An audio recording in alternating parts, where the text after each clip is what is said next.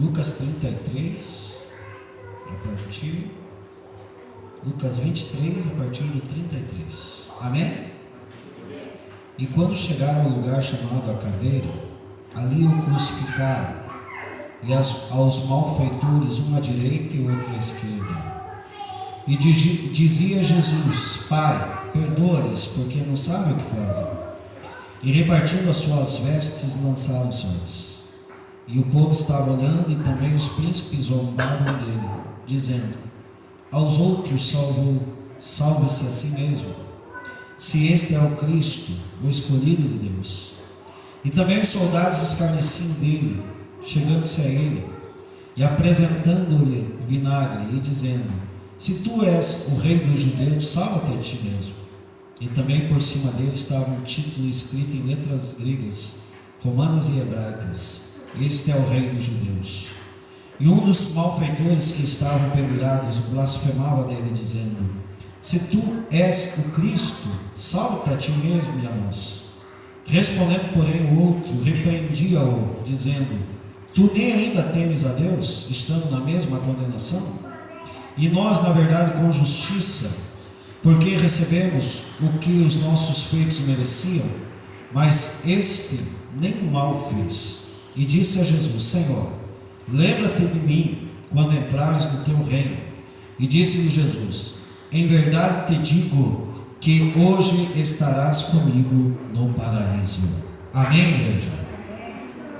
Deus, quero te agradecer por essa leitura bíblica. E agora, Pai, fala aos nossos corações, conforme o teu querer e a tua vontade, mas principalmente segundo a tua verdade, no nome de Jesus. Amém e amém. Os irmãos podem sentar. Amados, esse texto aqui é um texto emblemático da palavra do Senhor. É um texto exponencial, é um texto muito importante das Escrituras Sagradas, que trata exatamente do maior feito da humanidade. Não tem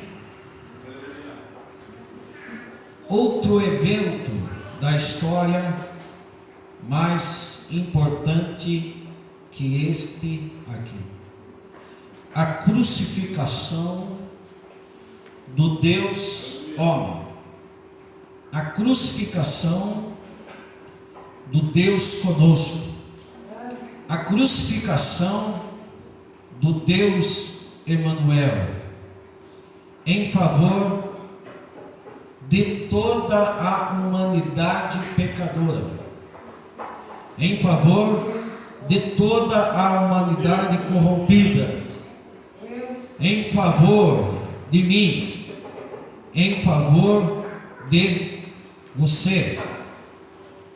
Dado dia, o Evangelho de João 3,16 diz que Deus amou o mundo de tal maneira que deu o seu Filho unigênito, para que todo aquele que nele crê não pereça, mas tenha a vida eterna. Este é o propósito de Deus, um projeto salvífico, um projeto de salvação, um projeto de redenção, um projeto de regeneração. O homem por si só jamais teria condições de salvar-se mediante o pecado. Aí Deus teve que entrar com sua soberana providência. Mas vejam bem, o Evangelho de João, no primeiro capítulo, diz assim: que Jesus veio para os seus, mas os seus não o receberam. Mas todos quantos o receberam, deu-lhes o poder de serem feitos filhos de Deus, a saber, os que creem no seu nome. a saber, os que creem no seu nome. Amados, nós vemos, que Jesus veio para todos os homens. Eu não me canso de dizer, eu não me canso de mencionar aquele texto que está lá em 1 Timóteo 2,4. É um texto muito relevante, onde diz assim, que o desejo de Deus é que todos os homens se salvem e venham ao pleno conhecimento da verdade. O desejo, aquilo que nasce no coração de Deus, é a salvação. Porque o homem, em determinado momento da sua vida, se corrompeu a ponto de se perder. Nós vemos que estava tudo bem lá no jardim do Éden, até que um dado dia Eva e Adão desobedeceram. Já havia um que tinha desobedecido, Satanás. Aí Eva e Adão também entraram nessa canoa furada, também entraram nesse mal sem cachorro e acabaram desobedecendo. E devido à desobediência do homem, veio o pecado ao mundo. E consequentemente, através do pecado, a morte. A Bíblia diz que o salário do pecado é a morte. Então Deus teve que entrar com providência mais uma vez. Além de ser o Criador, Deus criou tudo perfeito. Deus criou o homem perfeito, mas o homem se corrompeu, desobedeceu, e as coisas se tornaram imperfeitas. Aí Deus teve que entrar com providência novamente. E Paulo declarou que o desejo de Deus é que todos os homens se salvem e venham ao pleno conhecimento da verdade. Por que nós, amados, precisamos conhecer a verdade?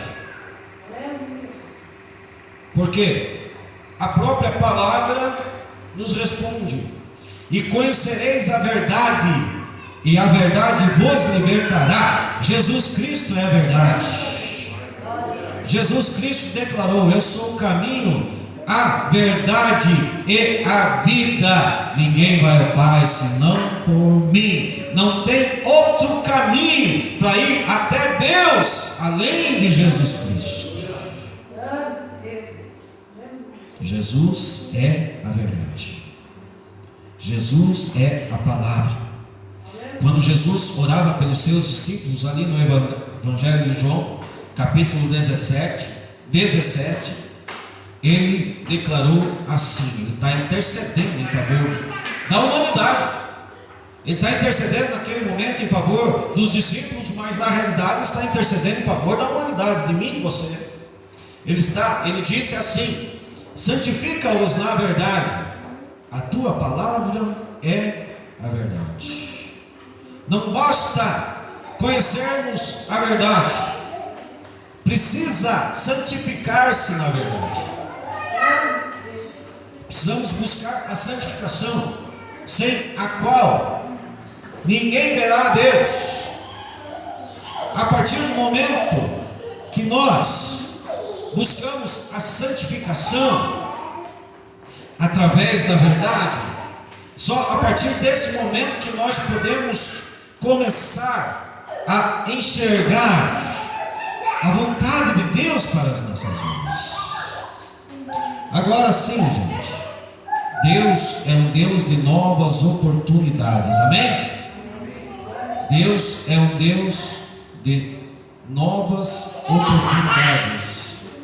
Porque, amados, muitas vezes nas nossas vidas nós erramos, muitas vezes nas nossas vidas nós pecamos, Muitas vezes nas nossas vidas nós transgredimos.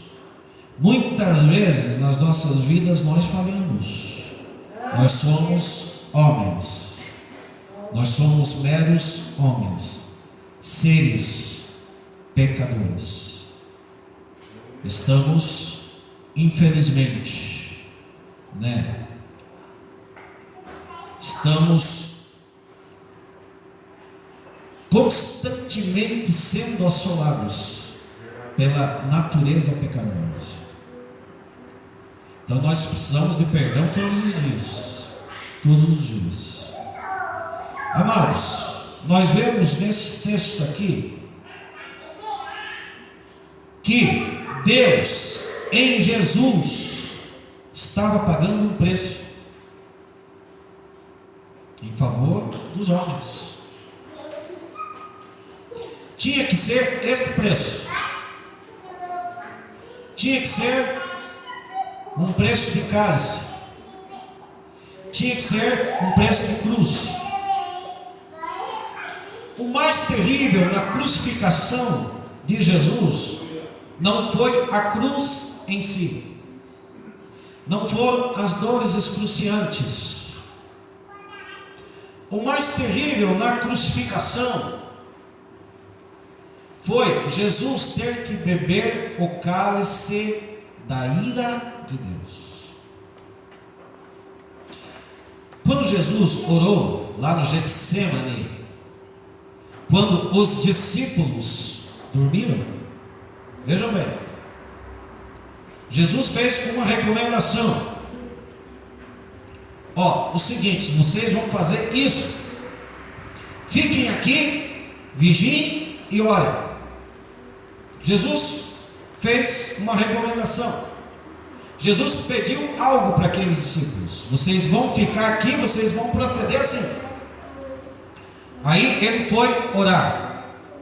Quando Jesus orou no Getsemane, Jesus orou assim: Pai, se for possível, afasta de mim essa cruz.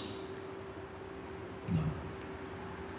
Pai, se for possível, afasta de mim esse cálice. Esse cálice. Por que Jesus não pediu para que Deus afastasse a cruz dele? Amados, nos primeiros séculos, os mártires, eles iam cantando em direção à cruz. Carregavam as suas cruzes, louvando e glorificando ao Senhor pelo privilégio de morrer como o Senhor morreu. Agora, por que será que Jesus iria sentir tanto temor da crucificação? Das dores, do escarnecimento, da provocação, da maneira que ele foi judiado, pela coroa de espinhos que colocaram na sua cabeça. Por que Jesus haveria de temer isso? Não. Jesus bebeu o cálice da ira de Deus. E o interessante é que o salmista, ele coloca lá, acerca do cálice da salvação. Jesus tomou o cálice da ira para que nós venhamos tomar o cálice da salvação. O cálice da salvação. Então assim, gente, lá no Getsemane, Jesus, ele ouviu com certeza o silêncio de Deus. E ele entendeu que o silêncio de Deus era que ele deveria tomar esse cálice em favor de todos os homens, em favor de mim, em favor de você. Jesus fez tudo o que fez por amor. Porque ele nos amou tanto assim, eu não sei explicar, talvez nem você saiba. O que chamou a atenção, nos homens de Deus, para conceder o seu único filho para pagar este preço de cálice? Ninguém saberá. Ninguém saberá. Mas o que nós precisamos saber é que jamais podemos perder as oportunidades que o Senhor nos dá. Jamais podemos perder.